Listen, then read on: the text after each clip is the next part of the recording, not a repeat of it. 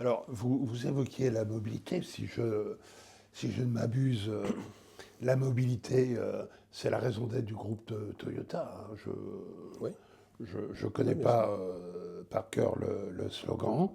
Euh, Par rapport aux évolutions sociétales que nous vivons aujourd'hui, en termes d'environnement, de développement durable, en termes sur des sujets dont on parle beaucoup ces derniers temps, de télétravail, peut-être de régionalisation, enfin de mode de transport. euh, comment on peut connecter ça à la mobilité et notamment à Oui. cette... parce que si je me rappelle la définition de cette raison d'être de Toyota, la mobilité, c'est ce qui peut permettre à n'importe quel individu dans n'importe quel pays de vivre sa vie, en fait. C'est un peu ça la Oui, définition. oui, tout à fait. On a deux valeurs clés par rapport à ça, et, et ça fait partie des éléments qui sont parfois mal compris. Quand je dis mal compris, je parle des gens qui ne sont pas chez Toyota, qui voient ces deux éléments et qui disent bon, bah ouais, ça c'est comme tout le monde, quoi. Mais ils ne comprennent pas à quel point c'est un guide pour notre stratégie et notre mode de fonctionnement pour le futur. Les deux éléments, c'est mobilité pour tous, et je vais revenir sur la définition de ce que nous mettons derrière mobilité pour tous, et nous ne laissons personne derrière. Alors, mobilité pour tous, qu'est-ce que ça veut dire? Vous savez, moi, il y a très longtemps, un certain nombre de journalistes me disaient ah, alors, je ne vais pas dire la marque, mais une autre marque de l'autre côté du Rhin avait prétendu pouvoir avoir des milliers de voitures autonomes et un contrat formidable avec Uber pour avoir des taxis autonomes qui devaient être sur la route en 2021. Bon. Et moi, je leur avais dit à l'époque, j'aurais dit, écoutez, j'ai deux choses à vous dire. Ah là là, ça y est, vous allez prendre des excuses parce que Toyota, vous êtes en retard. Je dis oui, on est en retard, mais tout le monde essaie de nous copier. Donc si vous copiez les gens en retard, c'est quand même un petit peu particulier. Mais j'ai deux choses à vous dire. Notez bien la personne qui vous a dit Oui. qu'en 2021, ce serait sur la route. Et en 2021, allez revoir cette personne pour lui demander pourquoi il n'a pas réalisé ce qu'il avait dit. Bon, ils ne l'ont jamais fait. Mais leur idée, c'était de se dire, la voiture autonome, c'est vous allez repartir d'ici, vous allez vous mettre sur le siège arrière, vous allez prendre votre journal et vous n'allez plus avoir besoin de chauffeur, votre voiture va rentrer chez vous. C'est pas comme ça que nous considérons la voiture autonome chez Toyota. Et c'est ça que ça veut dire mobilité pour tous. La voiture autonome pour nous chez Toyota, c'est le moyen de dire que dans un vieillissement de population tel qu'on le connaît, et par chance sur l'ensemble de la planète, les gens vivent de plus en plus longtemps, dans ce vieillissement de population, les gens qui auront 90, 95, 100, 110 ans peut-être, on dit aussi que pratiquement 25% des bébés qui naissent actuellement seront centenaires. Est-ce que ça veut dire qu'à 100 ans, ils seront encore à capacité de conduire leur voiture? Ce n'est pas du tout certain.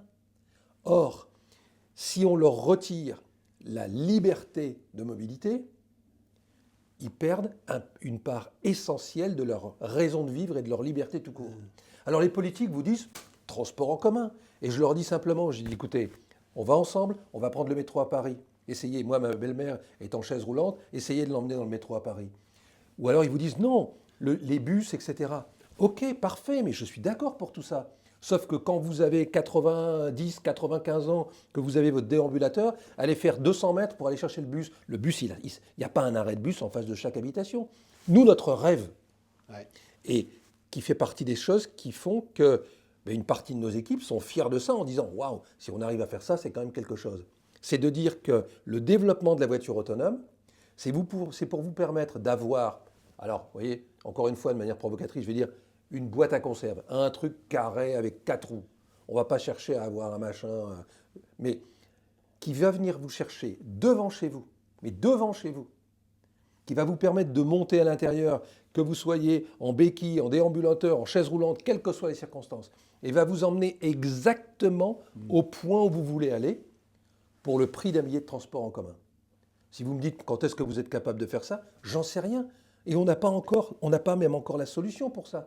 Mais c'est notre raison d'être. C'est la raison pour laquelle on se dit, continuons à travailler. La voiture autonome, c'est dans un premier temps une assistance pour permettre d'avoir moins d'accidents. Et le deuxième élément, la finalité, c'est de se dire, on va permettre d'avoir de la mobilité pour tous.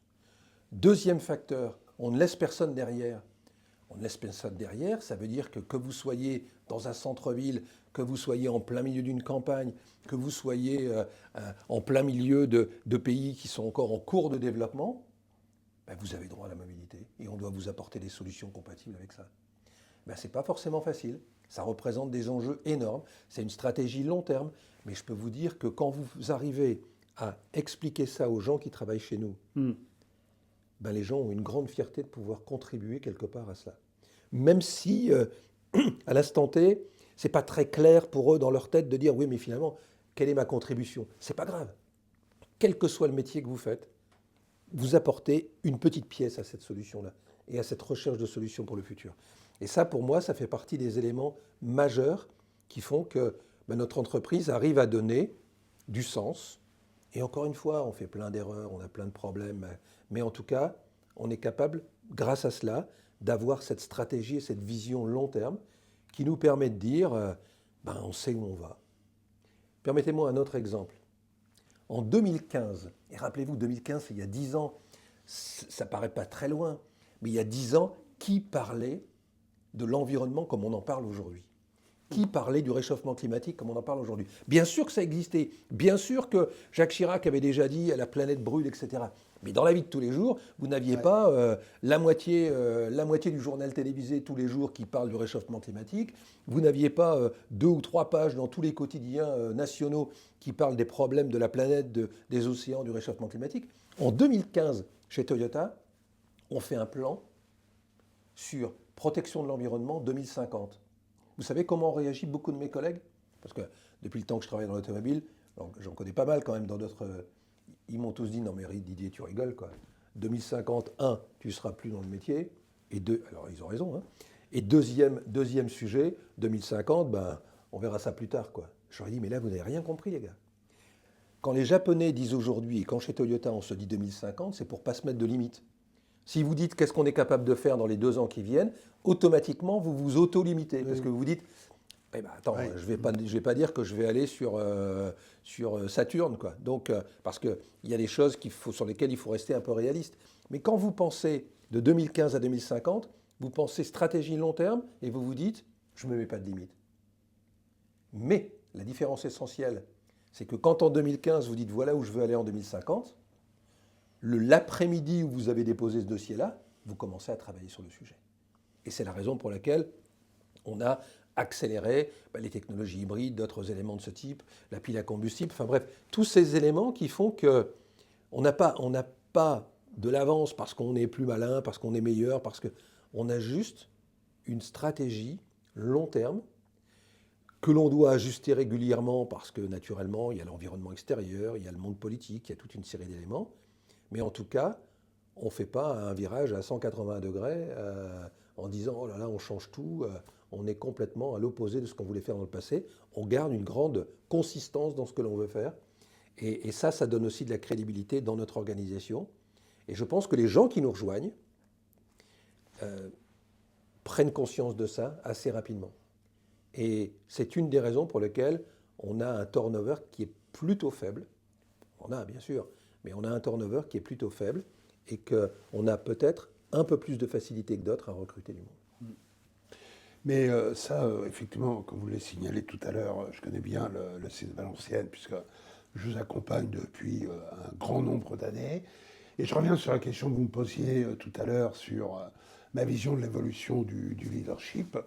Je vous ai répondu que pour moi, le leadership avait évolué plutôt positivement dans cette notion le leader guide, donne du sens, montre le chemin, balise le chemin. Ce que je retiens notamment de votre présentation de la stratégie Toyota et de la mobilité, ne pas laisser personne derrière, les mobilités pour tous. Ce qui me semble important dans le rôle du leader, c'est d'être en capacité de revenir sur la raison d'être de l'entreprise. C'est quoi notre mission ? C'est quoi au-delà de la vision ? Parce que ça, c'était une tradition de dire suivez-moi, je suis un leader, voilà où je veux aller, c'était l'histoire de la fusée, je vais vous emmener sur la Lune, faites-moi confiance, on va tous aller sur la Lune.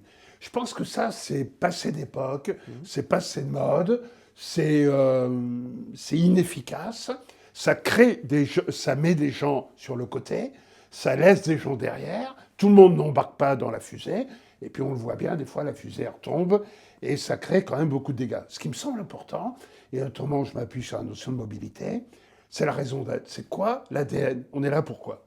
Et quand vous dites, nous, Toyota, même si aujourd'hui nous fabriquons effectivement à Valenciennes des Yaris, bon, c'est des voitures, ok, mais au-delà de ça, le groupe a une visée, a une réflexion qui est de dire, nous voulons assurer en 2050, à plus ou moins court terme, moyen terme, la mobilité pour tous et surtout ne laisser personne sur le chemin. Et ce que je vois comme le rôle du manager, pour synthétiser un peu nos propos, c'est que, un, le manager doit avoir pour, je dirais, ambition de ne laisser personne sur le chemin, de ne laisser personne derrière. Et pour ce faire, il a énormément d'outils, bien évidemment, et il doit faire en sorte d'assurer aussi une mobilité. Alors elle peut être professionnelle, géographique, elle peut être comportementale, elle peut être culturelle, mais il doit faire en sorte d'assurer une mobilité au sein de ses équipes pour justement créer l'envie dont vous parliez tout à l'heure.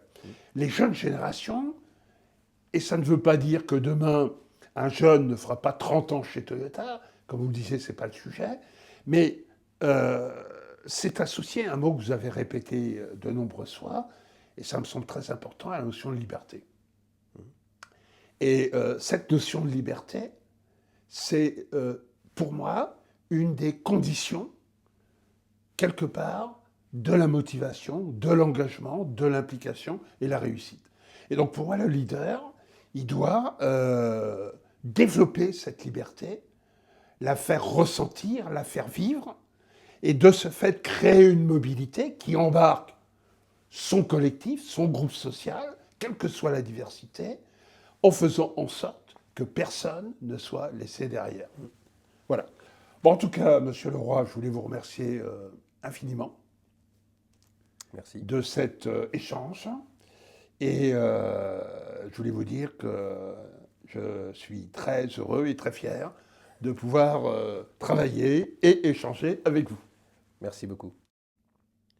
En résumé, qu'est-ce que c'est qu'un leader? C'est quelqu'un qui va être capable de justement créer cette envie.